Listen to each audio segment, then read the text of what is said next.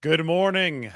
Round two, NFL draft in just a few hours, but we're still dissecting round one of the NFL draft and how the implications of the 49ers pick, Ricky Pearsall, the receiver out of Florida, originally from Arizona State, where he was teammates with Brandon Aiyuk, how this fits into the 49ers' larger picture. Because I think that this might be the most confusion that I've seen out of the 49ers fan base over the course of this Kyle Shanahan, John Lynch regime. And I don't blame some people for being confused because it is a complicated situation. The 49ers are trying to play the short term and the long term. They're trying to run a balancing act here.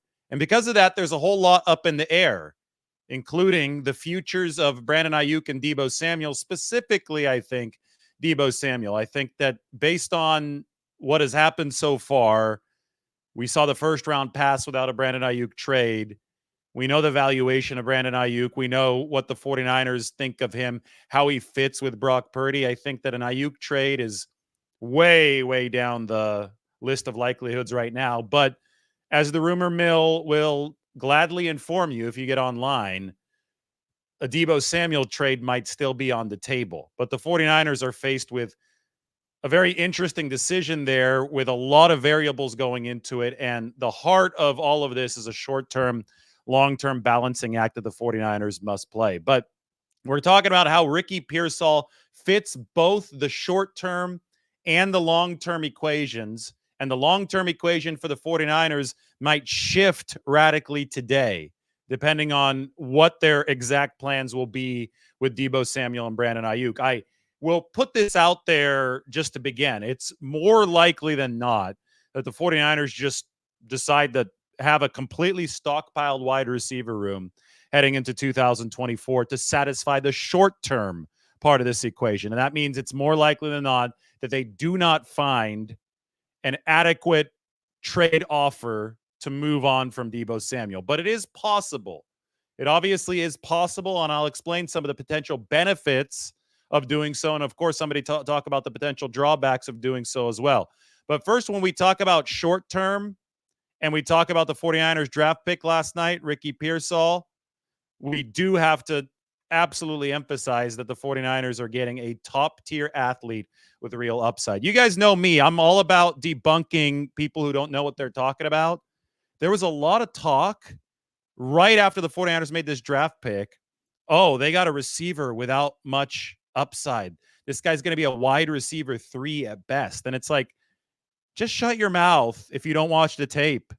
Shut your mouth if you don't understand that somebody with great composite speed, and by the way, this 10-yard split right here is incorrect. There's a updated version of this Ricky Pearsall relative athletic score. His 10-yard split is actually 149, which has put his composite speed grade into the elite metric.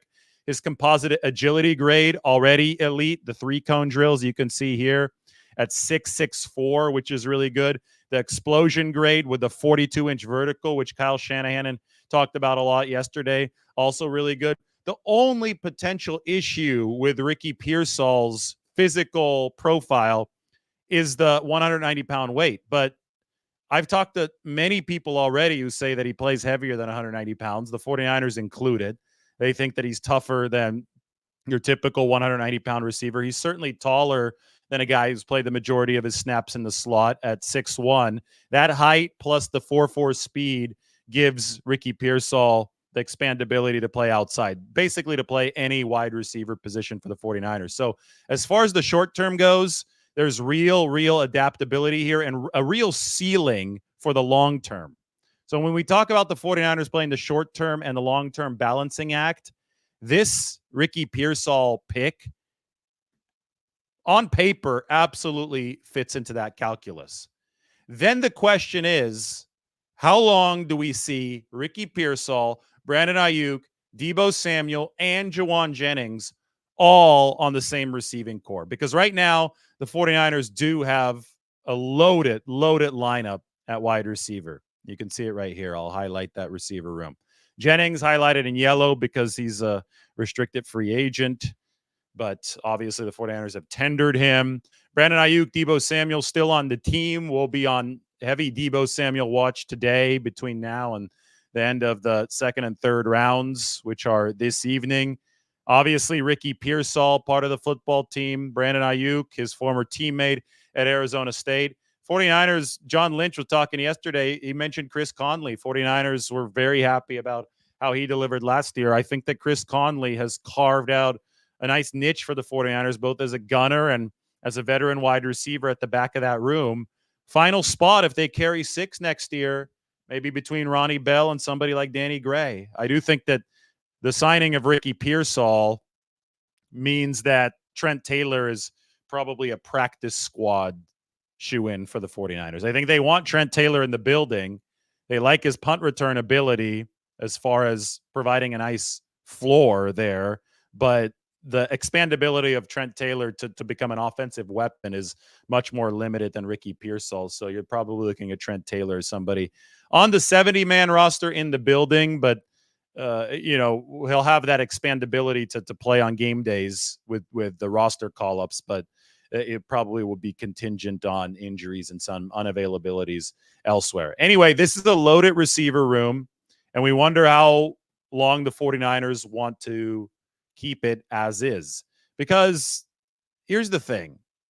The 49ers have a shifting identity under Brock Purdy. Before we even get into the money, I'm going to talk about the financial implications of trading Deebo Samuel and why the 49ers might want to do it now, why they might want to wait another year, how they're balancing win now mode in the short term with long-term team building mode under the salary cap. I'll get into all that, but I think it's really important to focus on the football first before we get into the finances, because then you can get too lost in a salary cap spreadsheet if you're not careful.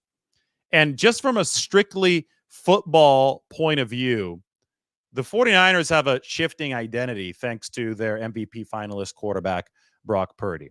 So many people try to say that this 49ers team is a run-first team under Kyle Shanahan. If you're saying that, though, you weren't really paying attention in the postseason.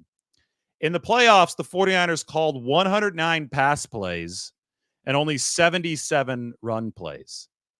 This is a big, big imbalance in the opposite direction of what some people assume. I saw some people take to the internet as soon as the 49ers picked Ricky Pearsall yesterday and say, this doesn't make sense unless they trade Brandon Aiyuk or Deebo Samuel right away because this is a run-first team. Run-first team? Are you sure? 109 pass plays and 77 run plays in the postseason. So when you have a team that's a pass-first team with an MVP finalist at quarterback, as we saw with Brock Purdy, who's made a ton of history with his throwing efficiency. I mean, anybody who watched the tape and knew what they were looking for in regards to good quarterback play from Brock Purdy will say that he's an elite quarterback. So you can always add another weapon from an elite quarterback, especially since the 49ers lost the one spot, the one weapon where Ricky Pearsall can fit in right away. And that is the Ray McLeod spot, who can also be a punt returner and can operate as the 49ers' third or fourth wide receiver and really to back up to Deebo Samuel. If the roster stays constructed as is, Pearsall has an immediate landing spot. It helps Brock Purdy. What is there not to like? How can you not like helping Brock Purdy with a player that has this kind of athleticism? And the 10-yard split is incorrect on here. It's 149 for Ricky Pearsall. So how can you not like that? Of course, in the short term for the 49ers shifting identity, this pick definitely fills that need. But the shifting identity also means that somebody like Deebo Samuel, who has such a unique style. He's built on yards after the catch. He's built on some of those short receptions. He's not quite as good of a separator downfield. Somebody like Deebo Samuel, I don't think fits as well into the 49ers offensive identity anymore with Brock Purdy throwing as much as he's throwing intermediate and deep as much as he's throwing. I mean, Purdy was the most accurate deep passer that we'd seen on documented NFL record. Purdy had the highest yards per attempt on intermediate passes that we'd seen in documented NFL history last season. I mean, Purdy was really damn good. And when you watch the Super Bowl, And you just watch, I mean, you don't even have to zero this in on the Super Bowl. You could watch the entire season and you see what the 49ers got out of Brandon Aiyuk, their lead X receiver.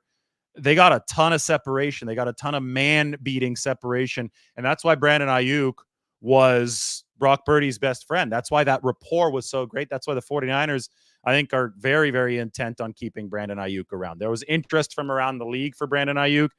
I think it would have taken a first-round pick for the 49ers to even consider moving him. The first round has come and gone. The 49ers didn't move him. Aiyuk absolutely seems like somebody that you'd want to base a pass-first offense around. Now, Deebo Samuel, this is, I mean, I don't want to call him a relic, but he was the 49ers' top weapon in a different era when they were definitely more focused on the very quick passing game as opposed to the intermediate passing game and even the deep passing game that Brock Purdy has brought to the table. Deebo Samuel also, you can argue, because of his style of play, and his style of play is so brilliantly illustrated in this graph right here. Take a look at this. This is success rate when targeted is on the x-axis, and average yak, yards after the catch over expectation, is on the y-axis. Look at how much of an outlier Deebo Samuel is. He's way at the top. This is the average yak further up. Now, this graph is also great to show us how good Brandon Aiyuk is. Look how good the success rate when he was targeted was. Way ahead of any other receiver in the NFL. But Samuel and Aiyuk are both unique weapons in their own right. And one can argue that Samuel's style of play, because it is so dependent on yak, I mean, he's the best yards after the catch receiver in documented history. Ever since we started tracking this a good 20, 25 years ago, nobody's put up the type of yak numbers that Samuel has put up. You can argue it's a little less sustainable, though, because he's a battering ram out there. So to me, it's no shock that the 49ers might be seeing their calculus that prioritize Deebo Samuel's battering ram style as shifting, given the fact that they're moving to more of a standard pass-oriented offense. And I would say an elite pass-oriented offense, given the fact that Brock Purdy has been such a good quarterback. That does not mean that the 49ers see no value in Deebo Samuel anymore. That's where people get this wrong. The black and white thinking has got to stop. Just because Deebo Samuel was priority number one for the 49ers in terms of wide receiver weapons 2 years ago does not mean that he is, as soon as Brandon Aiyuk takes that spot, does not mean that Deebo Samuel's chopped liver. Deebo Samuel is still very valuable to the 49ers in the short term. I mean, you saw it last season when Deebo was out those 3 games in the middle of the year. The 49ers really didn't have that backbone that they were still relying on a lot in their receiving core as far as the physicality went, the escape hatches went on those screen passes. I mean, Deebo Samuel brings a mentality, a bulldog mentality, a bully mentality to the offense that worked, I think, very well in complementary fashion with so many of the other 49ers weapons, including Brandon Aiyuk. So it's not like Deebo Samuel has fallen out of favor to a point where there is zero value for the 49ers right now. So the big question when the 49ers are talking about how to move forward is what benefits would they gain from trading Deebo Samuel versus what the benefits would be of them keeping him. And when I talk about the short-term, long-term calculus, this 49ers team is as locked in on short-term approach, and they need to be as locked in on short-term approach as almost any other team that we've seen in NFL history.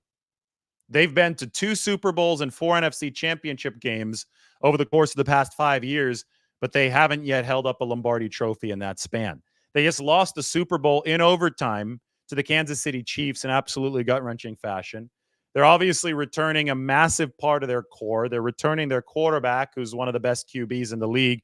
The 49ers want to win as soon as possible because they need to get this monkey off their back, to borrow from Steve Young in that 1994 season. So short-term thinking for the 49ers absolutely has to be something that they consider, something that is being put at the forefront of their considerations.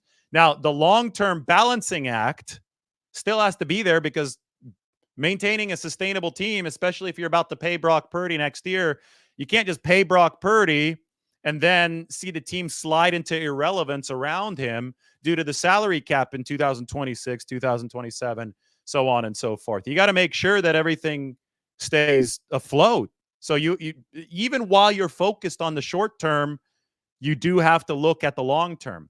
So the potential benefit of trading Deebo Samuel comes in this kind of form. And I'm going to show you his contract right now to help explain this. Look at this line right here. That's the 2024 season. That's what we're about to enter.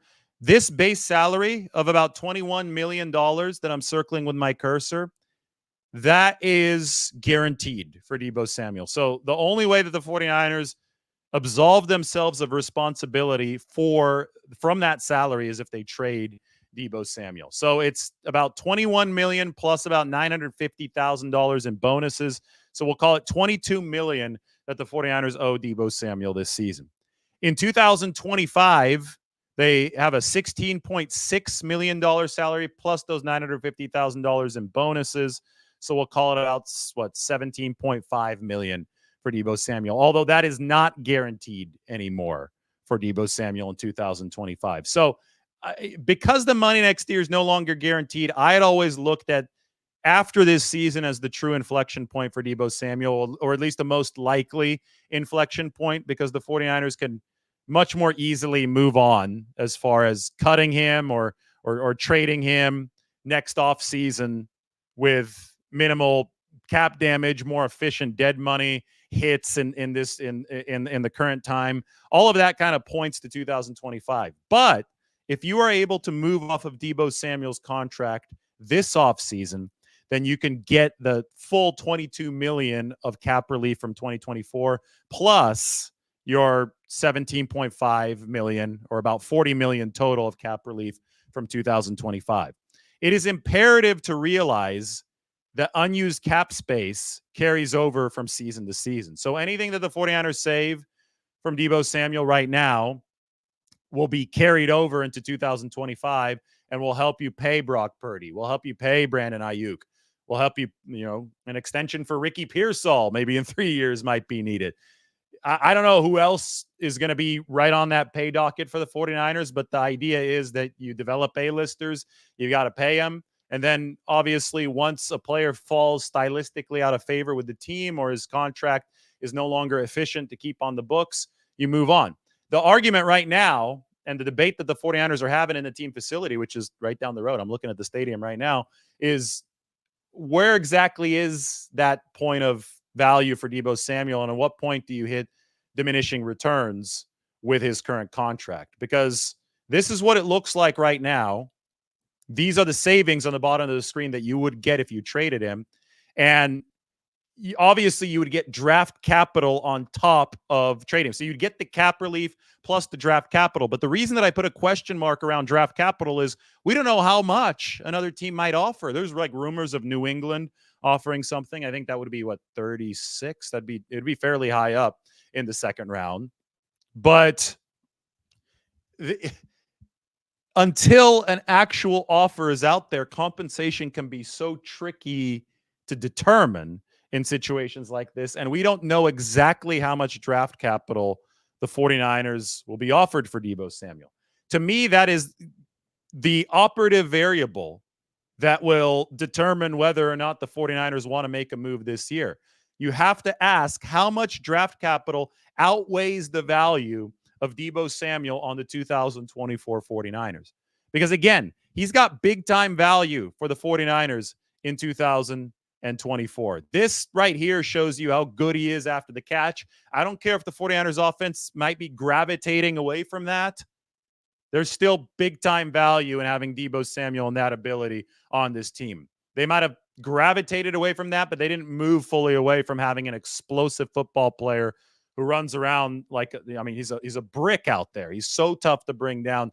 There is absolute value in having that. So how much would somebody have to offer the 49ers for them to say, okay, fine, we'll move off of Deebo Samuel. We'll take the cap relief. That's a benefit, obviously. The cap relief is a benefit when you're thinking about Brock Purdy, but that's a long-term benefit. They don't need the cap space this year.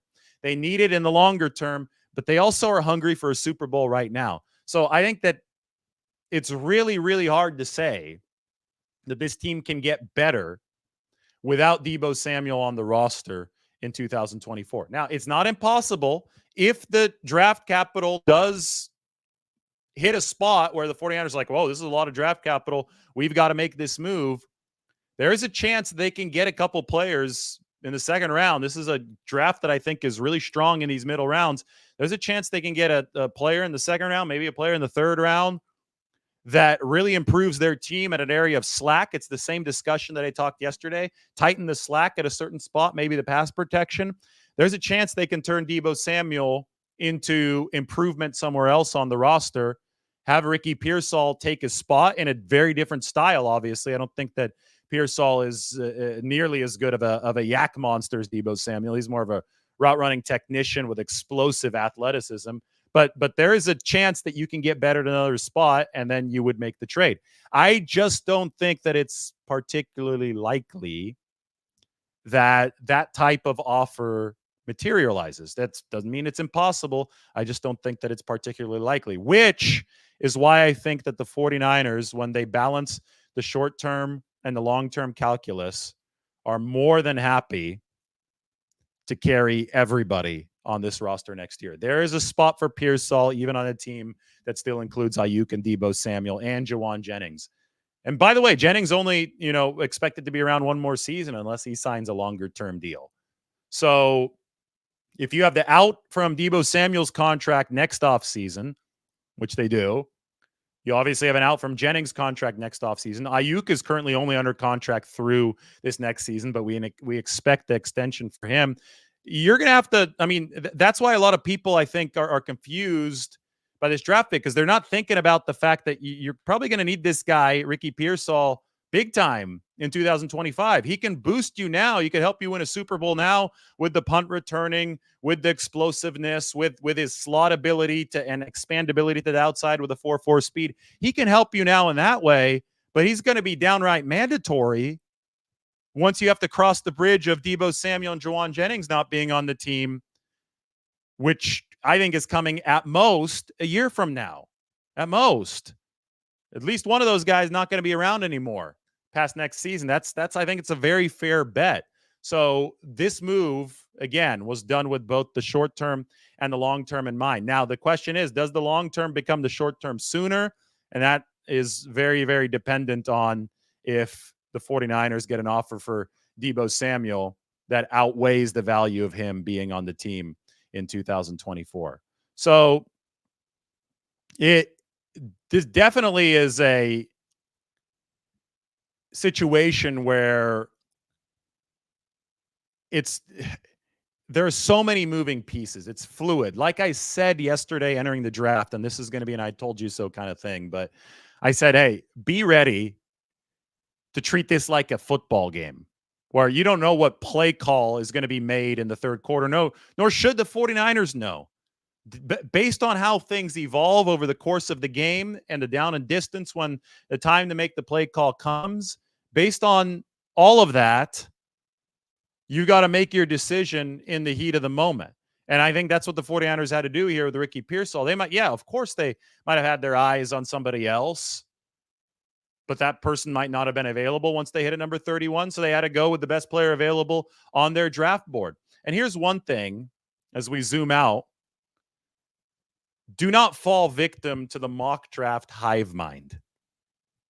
Hive mind means everybody thinking like they're in a beehive. Everybody has to think the same exact thing. And this happens every single season. People get overly obsessed with mock drafts, and they sit there for hours making mock drafts and then sharing their mock drafts, getting an adrenaline rush, dopamine surge from the likes they get on the internet from their mock draft. And people are arguing about mock drafts. And then over time, people kind of get bullied into saying, okay, Roger Rosengarten is not worth this pick, or Ricky Pearsall is not worth this level pick. He is a low second round player.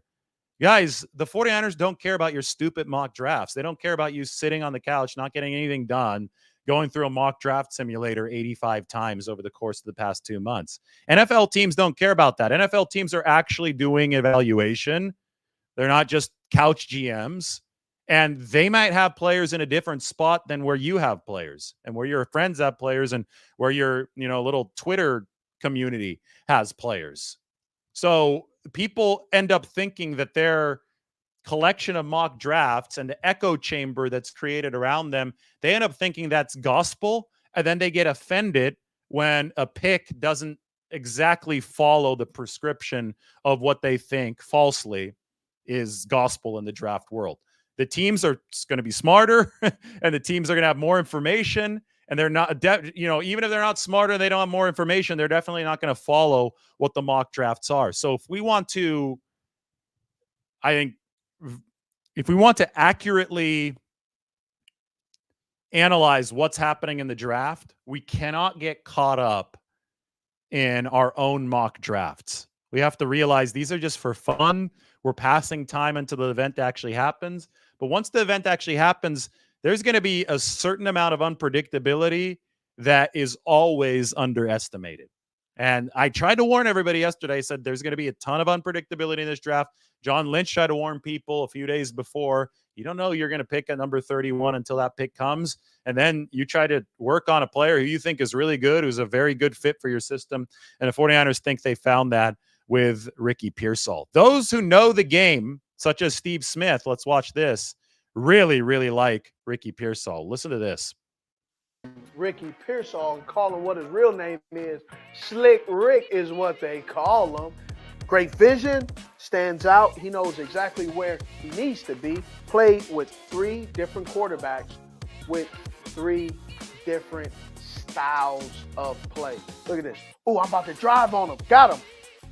Whoopsies. Look at this quarterback.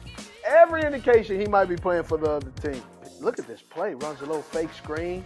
How do you think this is going to end up? Wow! Look at him pop up. Nice strong headache ball. Ooh. The one had that stanky leg. He got all the way down to the floor. Against South Carolina. My notes. Wow.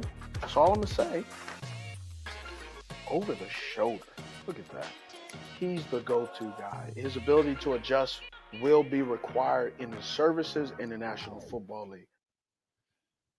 There you go. Steve Smith on Ricky Pearsall. How about this? How about the call from John Lynch, Kyle Shanahan, and Jed York to Ricky Pearsall? There's one quote in here from Ricky that I really, really enjoyed.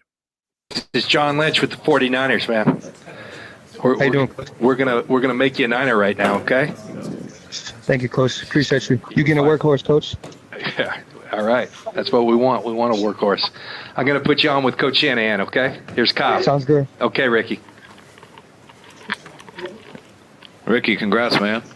Thank you so much, Coach. I appreciate you. Where are you at right now?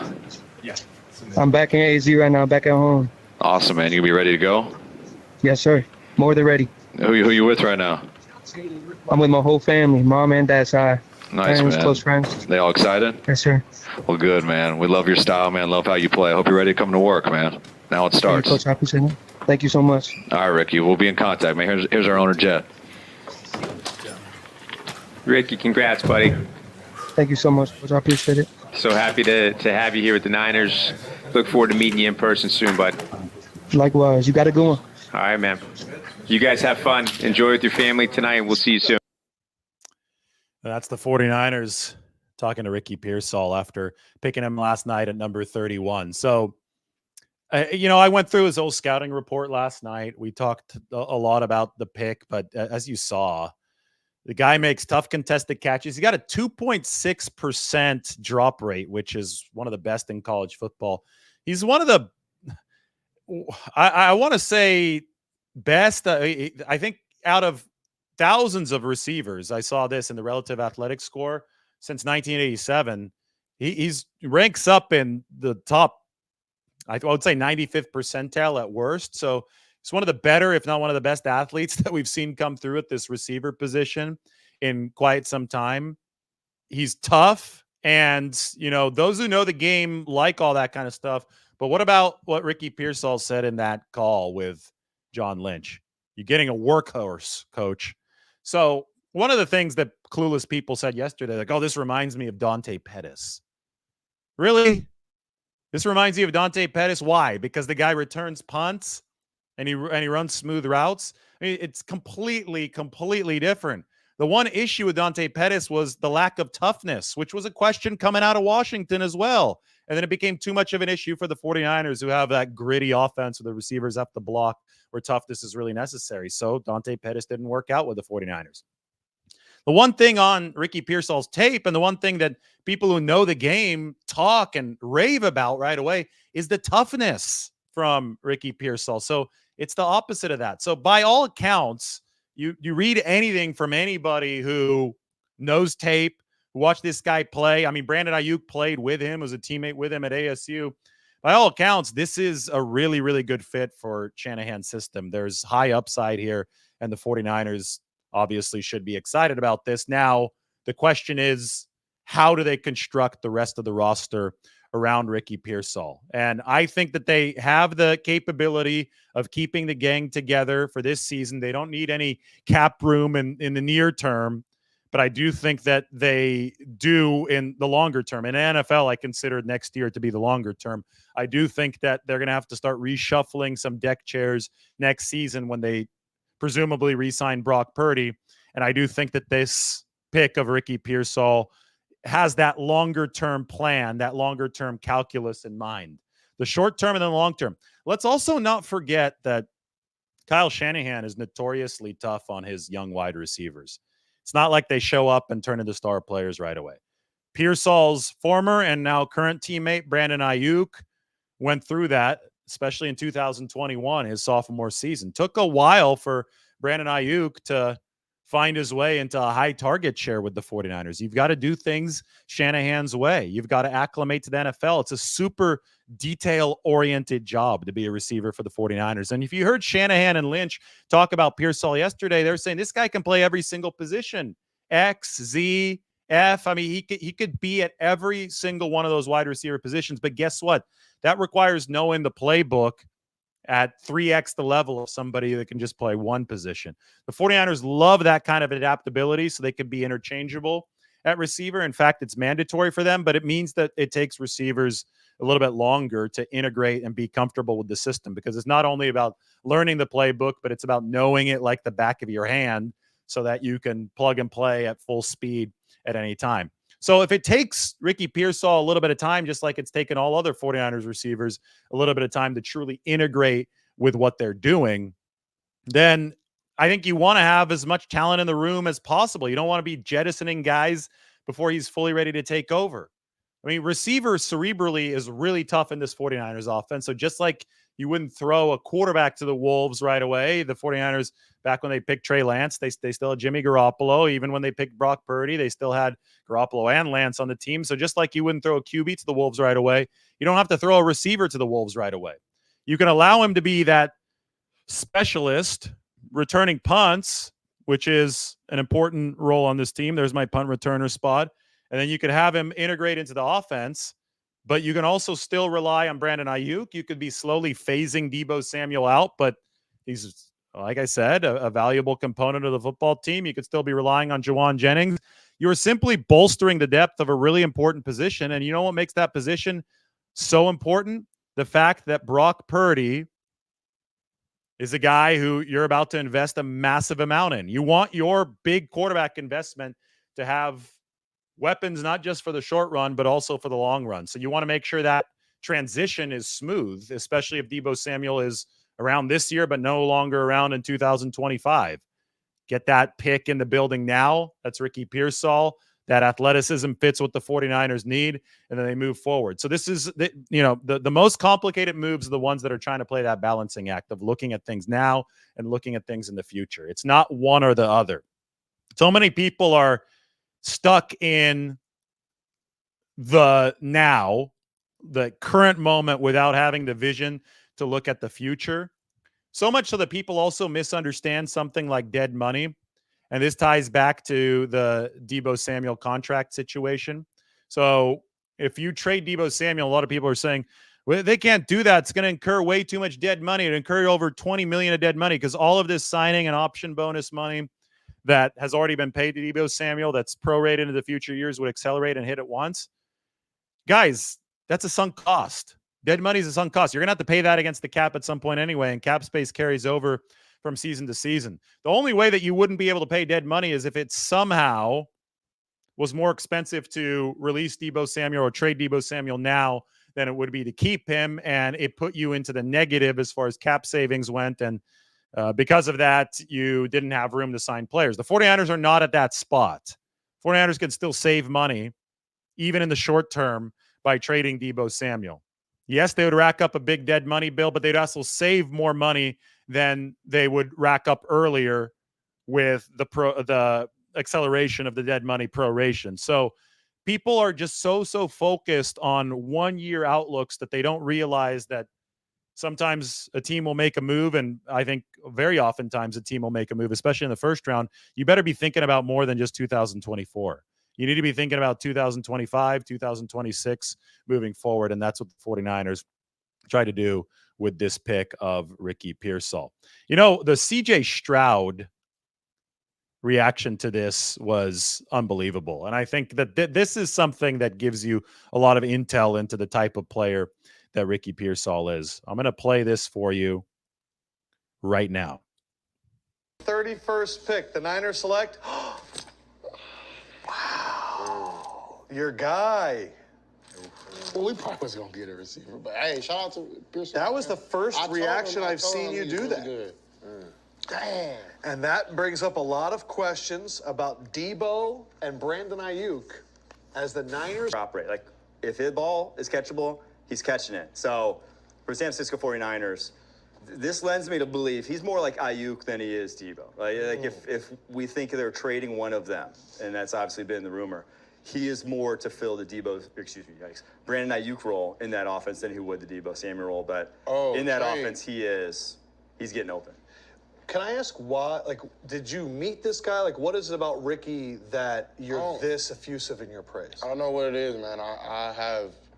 I'm not saying like I'm some guru or some receiver, like GOAT that does, but I know routes when I see them. I know football players. Well, you've played with like 5 Pro Bowl wide receivers at this Exactly. So like when I watched him, like at first I was like, okay, yeah, he's good because I seen him at Arizona State, and then his first year at Florida was okay, but this last year, bro, he put it together, and bro, when I tell you, I don't know what like it's like Tank, like you can't just put one, like it's everything combined. Like I'll just text my boy, one of my best friends. He's always with me, and I tell him like, dang, they got Pearsall.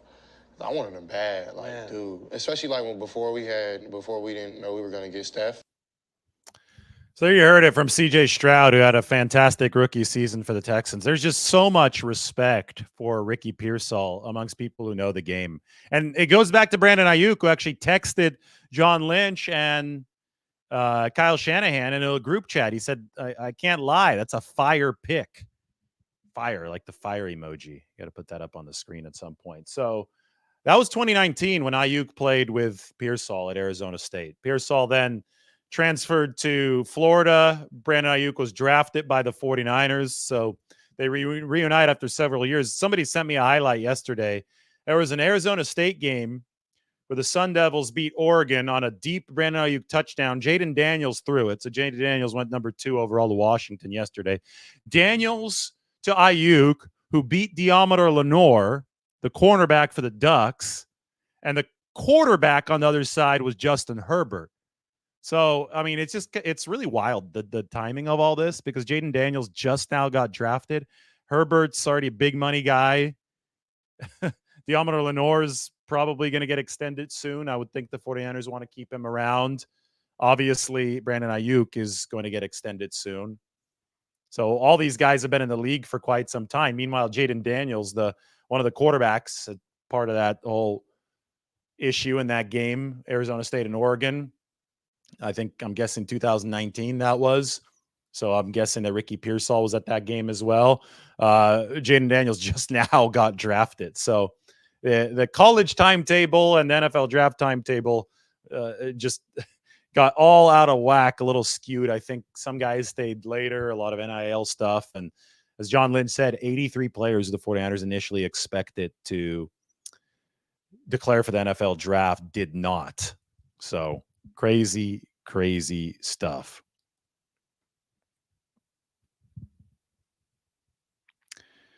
I'm going to move this to 49ers Q&A. If I can find my Q&A here, I'm going to have to make a new Q&A card. Let's talk. Is it safe for me to wade into the comment section or should I stay away? Beautiful morning. I'm watching the sun. Well, the sun has risen. I watched the sun rise over Levi's Stadium. Levi's right out there. Listen to Eric Gomes, all caps. Ask some good questions.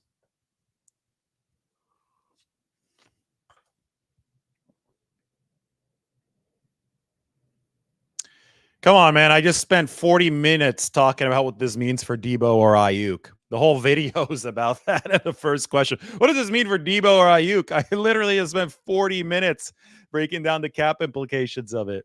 Crazy. Somebody wants a center in round 2.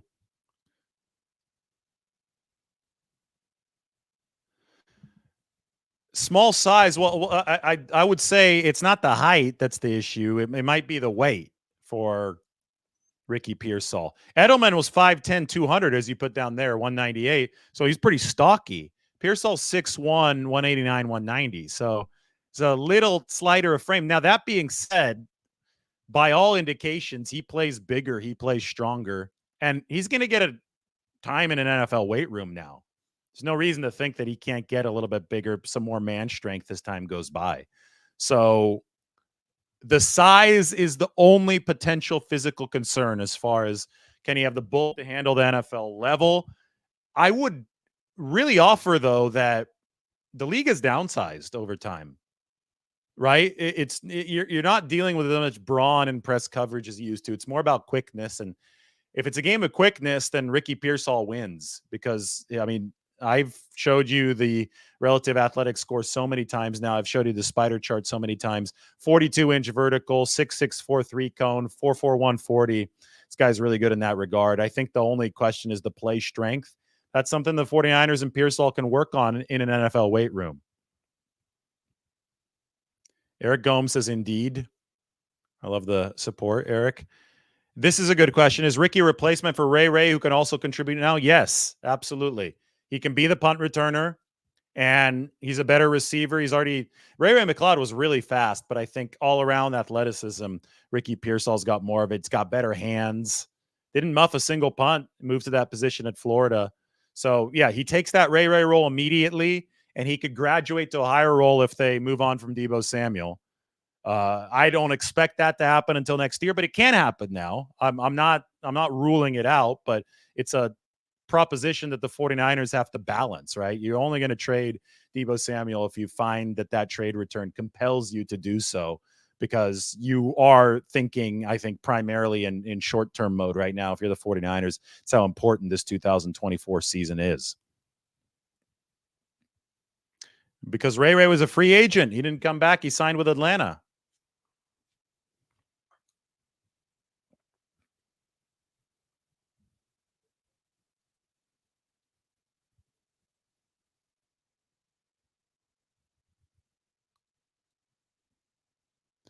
Do I think the Slick Rick pick affects the possibility of drafting McCaffrey? Yes, it does. I don't think that Luke McCaffrey's on the board anymore. I think that would be a redundant pick. I think you've got just a more polished, developed receiver in this pick right here in Ricky Pearsall than Luke McCaffrey, who just 2 years ago switched over from quarterback to wide receiver. He can return punts. Yes, he can. I mean, that's a big, big part of this. Punt returner is an important position. I mean, a punt return cost the 49ers the Super Bowl this past year. So very, very important. I think Danny Gray is going to be fighting for the last spot on the 49ers 53-man roster at receiver. Probably going to be fighting with Ronnie Bell for that spot. So not looking great for Danny Gray. But we will also see. We need to get through the rest of this draft to make sure the 49ers don't make any more bigger ticket moves at receiver, such as some of the trades we're talking about. They may not be likely, but they are possible. And I don't know what the offers are going to be. The 49ers might not know what the offers are going to be. It could happen at any point during this day. It could happen during the draft. Again, you've got to be on your toes during events like this. The NFL draft is like a game. Cannot have predetermined play calls.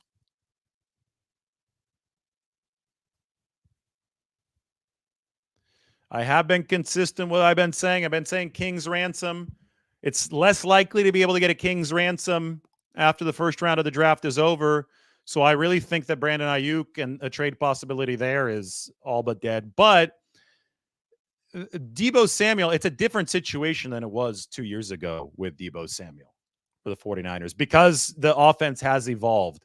But I still do think they really do value Deebo. I still do think that the value is something that has to be considered in the short term because he makes this team better for a potential 2024 Super Bowl run. So I do still think that it would take a considerable return for the 49ers to even though they would benefit from dumping the salary, they're not in salary dump mode. Maybe next year, but this year you got to think about consolidating resources, about consolidating investment. So I do think it would take a big trade return for the 49ers to be moved off their position of keeping Deebo Samuel.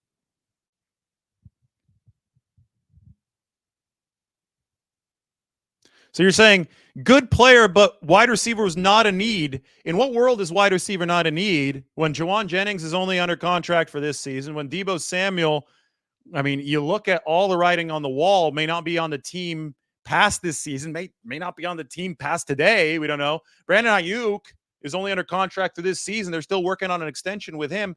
In what world is wide receiver not a need? Needs are not defined only by 2024. There are needs in 2025, 2026. Cornerback is a need as well. It may not be in 2024, but all top 4 49ers corners are only under contract for this 1 year. So, of course, it's a need. We have to stop thinking about this in black and white terms and only look at the 2024 depth chart and then decide that a position is not a need because it looks fine in 2024. It is John Lynch and Kyle Shanahan's job to build a sustainable roster beyond this season.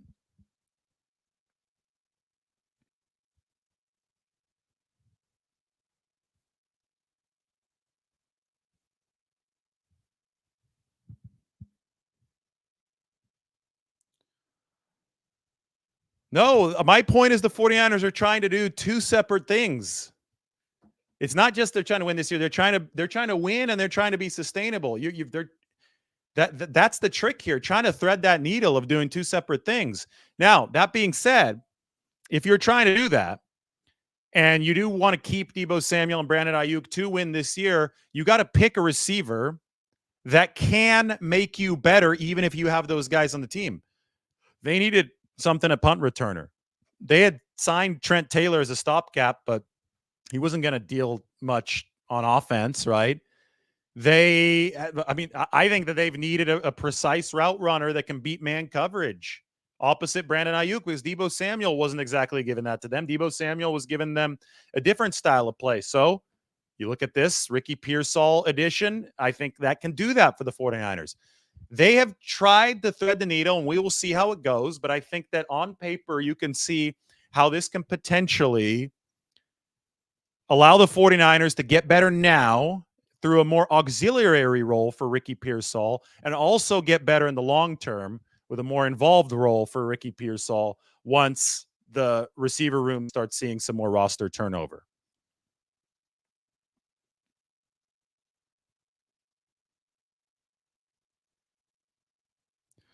Tyreek Hill only weighs 192. Why does weight matter? Well, weight matters, and it depends on the scheme. The Tyreek Hill's not blocking nearly as much as the 49ers wide receivers block. Ricky Pearsall's fast, but he's not Tyreek fast. Tyreek is trying to burn by people. Xavier Worthy's even lighter than Tyreek Hill, who the Chiefs picked. So there's weights for different roles in the NFL. If you're going to be a guy that can play the X, a guy that can play the Z, a guy that can play the F, especially in the 49ers system, you're going to have to be able to block. You're going to have to have, and you're going to have to be also be able to beat press coverage. And that takes a certain level of strength, and weight is correlated with strength. So weight does matter. Strength does matter. The question is, though, how strong does a guy play relative to his weight? And all indications are that Ricky Pearsall plays really strong relative to his weight. A lot of people love how tough and how strong he is. Told John Lynch and Kyle Shanahan they got a workhorse, and I think they really like that. So it may not be a concern with Ricky Pearsall, but it is a concern in general, and I think something that obviously has to be watched. Let me show you the spider chart for Ricky Pearsall.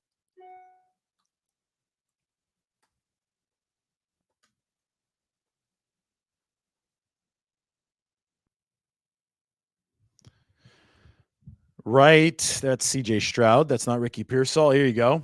Look at that. So this is percentile measurements against other wide receivers. Really, really good across the board of the actual movement metrics. And he's really strong. Look, the bench press, 71st percentile, despite the fact that his weight is in the 22nd percentile. I think that says a lot.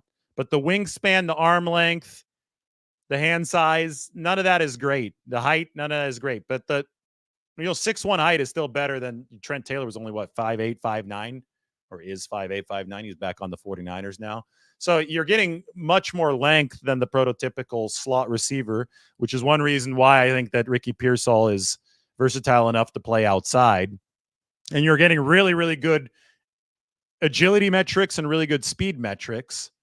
But let's face it, the size doesn't stack up as much on here. So he's got to play bigger and he's got to play stronger than his weight. And he benches stronger than his weight.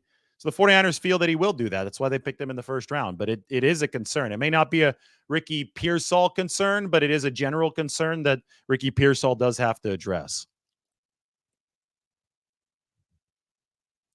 Yeah, the 42-inch vertical jump, 97th percentile is really, really good.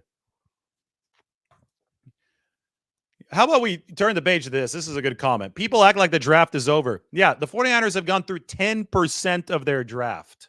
10%. They've got 9 more picks and maybe more if they execute some trades. So they got plenty of time and plenty of picks to continue working on their roster. And it's going to continue today at 4 p.m. Pacific. People need to calm down about that. So I think there is a good chance that the 49ers do trade up in round 2. But again, maybe if they do need to get somebody like Roger Rosengarten in the 40s, if that is their target, they went and scouted him up in Seattle. We shall see. There's some stuff that I don't know, that John Lynch doesn't know, that Kyle Shanahan doesn't know. They like players, but they don't know exactly what the situation's going to be for them to be able to maneuver around. It's like entering a game. You can have a game plan, but you have to be able to adapt on the fly. Anyway, this has been fun. Today we talked about a lot. Today we talked about how Ricky Pearsall fits both the short-term and the long-term 49ers building calculus, because that ties directly into the Deebo Samuel, Brandon Aiyuk trade question. Will there be a trade today, especially of Deebo Samuel? I think Aiyuk might be off limits at this point, just given the dynamics of everything. There might be, but boy, the 49ers would have to balance the benefit of trading Deebo Samuel, which would be $40 million of cap relief and some draft capital. They'd have to balance that with the cost, and the cost would be not having him on the football team in a win now year in 2024. I don't think they need to be in salary dump mode now. So to me, the question is, how much draft capital outweighs the value of Deebo Samuel in the 2024 49ers? Is there a team that would be willing to give the 49ers enough draft capital to move off of Deebo Samuel? I think it's probably unlikely at this point. We talk about King's ransom. Well, for Brandon Aiyuk, it would have required King's ransom. For Deebo Samuel, maybe a little bit less, but still a significant haul, because the 49ers do need to focus on that short-term part of the balancing act. And, I put this up on the screen a little bit earlier. What Deebo Samuel has done for the 49ers in terms of that yak ability is really awesome. And it's not like, the 49ers offense, they might be shifting with Brock Purdy at the quarterback position. They might be turning into a pass-first team. They definitely were in the playoffs. But that has not made Deebo Samuel obsolete. He's still valuable to this team. It's just a matter of putting an exact trade draft capital price tag to that Deebo Samuel value. But in Ricky Pearsall, they've got an elite athlete that they can pair with Deebo Samuel, with Brandon Aiyuk, with Jawan Jennings, or they can have him succeed Deebo Samuel, which I think both are in the plans. I think they could pair him with Deebo Samuel now, and he could succeed Deebo Samuel later. And a lot can change, obviously, over the course of 1 year as well. But when you look at some of these athleticism scores, you begin to understand, you really do, the upside that the 49ers see in this young player. Ricky Pearsall, we're going to play his 49ers introduction again. You're getting a workhorse, coach. Why don't we listen to it? Hey, Ricky, this is John Lynch with the 49ers, man. How you doing? We're gonna make you a Niner right now, okay? Thank you, Coach. Appreciate you. You getting a workhorse, Coach? Yeah. All right. That's what we want. We want a workhorse. I'm gonna put you on with Coach Shanahan, okay? Here's Kyle. Sounds good. Okay, Ricky. Ricky, congrats, man. Thank you so much, Coach. I appreciate you. Dude, where you at right now? I'm back in AZ right now, back at home. Awesome, man. You gonna be ready to go? Yes, sir. More than ready. Who you with right now? I'm with my whole family, mom and dad's side. Nice, Friends, man. close friends. They all excited? Yes, sir. Well, good, man. We love your style, man. Love how you play. Hope you're ready to come to work, man. Now it Thank you, starts. Coach. I appreciate it. Thank you so much. All right, Ricky. We'll be in contact, man. Here's our owner, Jet. Ricky, congrats, buddy. Thank you so much, Coach. I appreciate it. So happy to have you here with the Niners. Look forward to meeting you in person soon, bud. Likewise. You got a good one. All right, man. You guys have fun. Enjoy with your family tonight, and we'll see you soon. You're getting a workhorse, coach, and you got a good one. Seems very confident. And I think he's not just confident in his abilities, he's confident in his work ethic, which I think the 49ers really like. You know, and here's one more thought. So many people took the draft visit list insanely seriously. Like, oh my God, like we got to pay attention to who they're talking to at the combine and then the 30 visits. And, you know, I was one of the people that said the 30 visits are correlated to who they pick, but I also said, be ready for surprises. A good example is Mike McGlinchey when they picked him 9th overall in 2018. 49ers barely talked to him. I think they had him up in the hotel at the combine where they do the quick interview for 15 minutes, but that was it. Then they picked him with a top 10 selection. Ricky Pearsall was surprised to be picked by the 49ers. They scouted him surreptitiously. They didn't want to give the rest of the league word that they were thinking about picking this guy at number 31 because then they could get leapfrogged by other football teams. Anyway, everything that you think you know about the NFL draft and the 49ers, you don't actually know anything until the event happens and you see who they pick. And yes, they surprised people. But don't think that your mock drafts and your amateur intel collecting online is going to be something that influences or even accurately charts what the 49ers are actually thinking inside the building, because that's going to be something different. And then don't use the fact that your intel wasn't good enough because the 49ers kept everything sealed. Don't use that to be upset and criticize the pick.